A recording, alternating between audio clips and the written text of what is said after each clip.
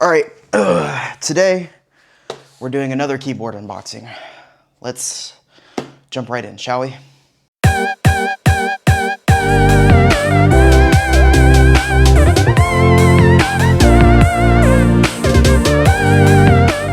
All right, everybody, welcome back to Gadget Conquest. And today, as I said, we are doing a keyboard boxing. This is the K65 RGB Mini from Corsair. It is a 60% keyboard. I got it this time. This is actually a 60% keyboard. Now, normally I prefer the 10 keyless design, which I believe is the 86 key design, because it still has the dedicated arrow buttons, and I do like having those while still being smaller than a full 104 key keyboard. However, at work, I actually prefer to have as small a keyboard as possible, simply because it's more comfortable since I'm typing all day long. And I found that having a 60% keyboard is just better, honestly, for just super long typing sessions. My shoulders aren't super far apart. Like, it's nice to just have the keyboard here right in front of me and be able to have my mouse just slightly outside of that area without having to do any wonky moving stuff around and what have you. Now, we're going to do an unboxing, and then I'm just going to type on it a little bit, and we'll see how it goes. I have a laptop here. This is, as you can tell, not my normal Omen, and the reason for that is that my Omen, unfortunately, the Windows key on the keyboard has stopped functioning, and I had to have it RMA'd. So that is in the mail, and hopefully HP can fix that for me and send it back. I did make sure to look up to see if anybody else has had this issue, and it's not really a common problem, so my recommendation for the computer does not change. It is still a great computer. I just got unlucky, and these kinds of things do happen. Now, I did get a little bit ahead of myself, and I already cut the tape on here, but I promise I didn't open it.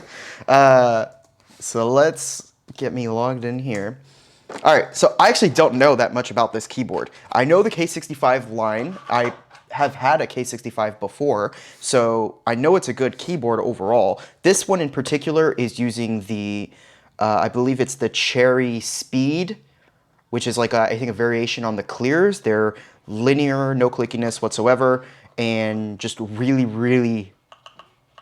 weak activation force. So when you open it, you got this plastic cover, and keyboard is front and center. It does have this cool design on the space bar, which I believe is due to the fact that it has a diffusion panel on the back, on the base here. As you can see, there, well, if you can see it, there's a diffusion panel there, and I believe it's so that the light can bounce off a little bit more and really irradiate the entire bottom of the keyboard, but we'll see how it is. It is a detachable Type-C cable. Good job, Corsair, making it detachable and making it Type-C. That makes this thing very easy to get around. It's got a, oh yeah, it's a tank. I mean, most 60% keyboards are really tanky, but this one gives no flex whatsoever, which is crazy because it feels like plastic everywhere. There must be some sort of metal baseboard. I think this baseboard actually is metal,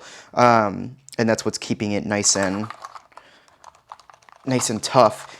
The feel of the keys, ooh, the keys have this like almost rough texture on them, which makes them feel a little bit more grippy. I actually kind of like it, and I do like this style of keys simply because of the fact that my hands get pretty sweaty over time while I'm typing, and something like this, where the keys are kind of rough, means that they won't show the oils as easily, so that's a good thing. These are double shot injected keycaps, so you don't have to worry about the legend ever coming off. Let's see what else we have here. So we've got a probably warranty manual and some information about the device.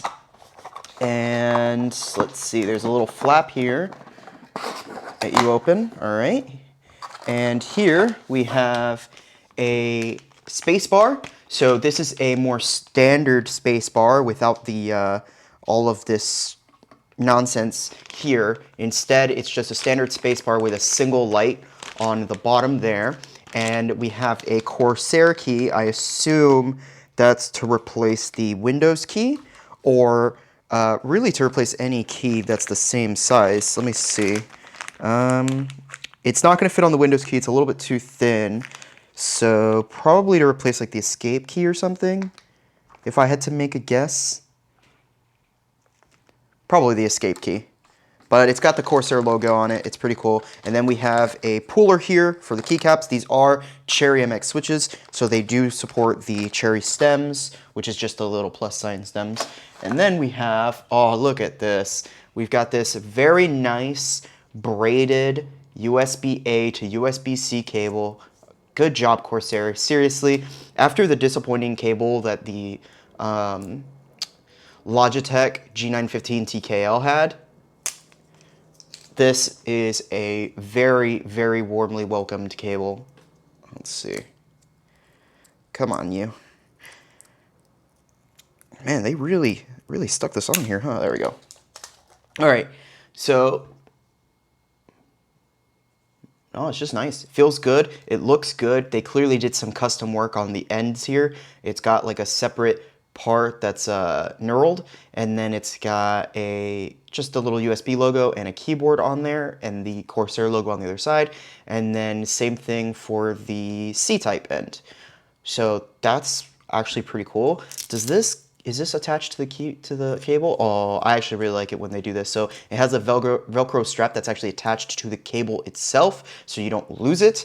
And that's great because keyboards like this generally tend to be taken around from place to place, and you don't want to be losing your cables. It is a Type A to Type C cable, so in theory, you just get another one. But this is a very nice long cable, and having it around is actually pretty good. So let's plug this boy in as soon as I figure out where my USB ports are. Here we go. All right, there we go. And let's plug in this end. There we go. All right, so lighting. Ooh, that looks good. That looks really good. Let me move this over. So yeah, this baseboard with the illumination, let's see if you can see that. The baseboard really lights up the whole thing, and it just looks great. The lighting is very even between all of the keys, so I don't see any problems there. There's no adjustment for the angle. You're just kind of stuck with the angle that it gives you, but it does appear to be at some kind of angle, maybe 8 degrees, maybe more. I'm not good at determining angles. And it is a Corsair keyboard, which means it has Corsair's built-in controls so that you can do just about anything you want to do without actually using any software or anything like that. You just have to figure out how to do it. There are 2 layers of function rows on here. So if you press the function key and then you press the options key, the options key serves as the second row of functions, and so you get your second row of functions there. There is a macro key to record macros, and yeah, it's just pretty cool. Let's see if we can change some of the lighting up. Oh, look at that. Yep, so you can definitely change up the lighting just from you can even change the brightness just from the keyboard, which is really, really cool. And it looks like there's some kind of user-defined modes here, which obviously I don't have access to. You do have media functions on here. If you do function I, O, and was it L? I, O, and L are mute, volume up, and volume down, respectively. You do have arrow keys. That's U, H, J, and K. So it would be your function key along with those buttons. Honestly, I would prefer to have the arrows be WASD just because, I mean, it's WASD, right? And also because of the fact that pressing them and then pressing the function and then pressing the arrows with my other hand is kind of awkward. I forgot to silence my phone. I'm sorry. And there is a Windows lock key here so that you can lock the Windows key and not press it. I am so sorry. How unprofessional of me. So let's get typing on this. Let's see what it's like. I'm going to go ahead and open a text editor. And let's do let's see, the quick brown fox jumped over the lazy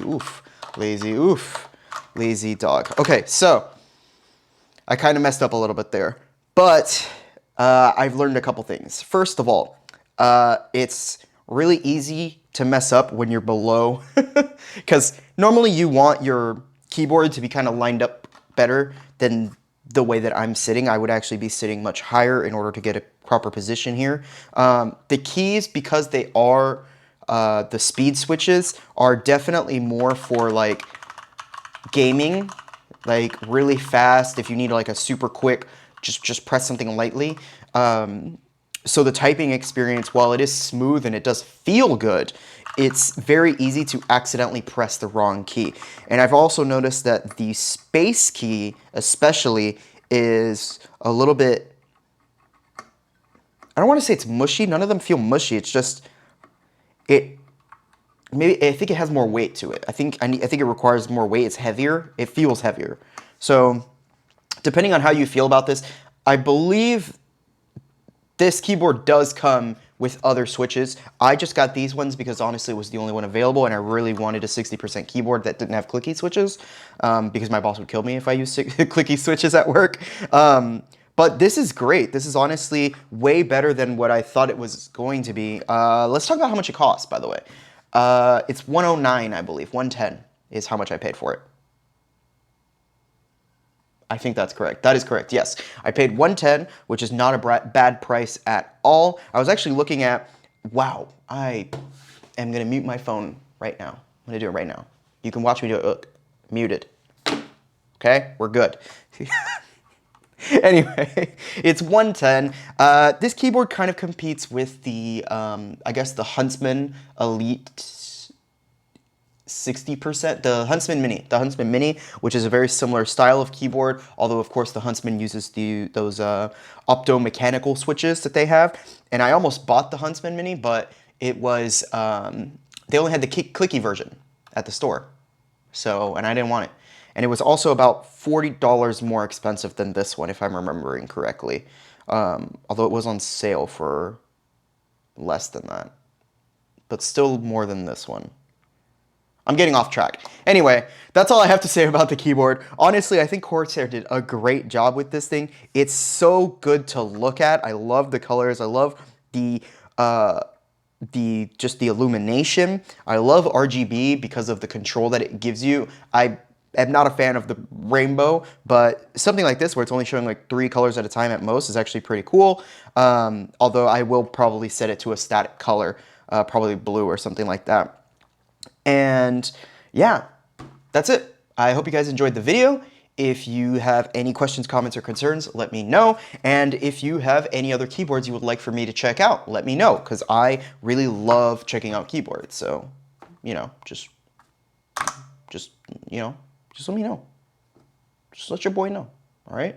Anyway, thanks for watching. Don't forget to like. Don't forget to subscribe. Do not forget to subscribe. And, you know, I hope you guys have a good night. I hope you have a good week, and I will see you in the next one. Bye.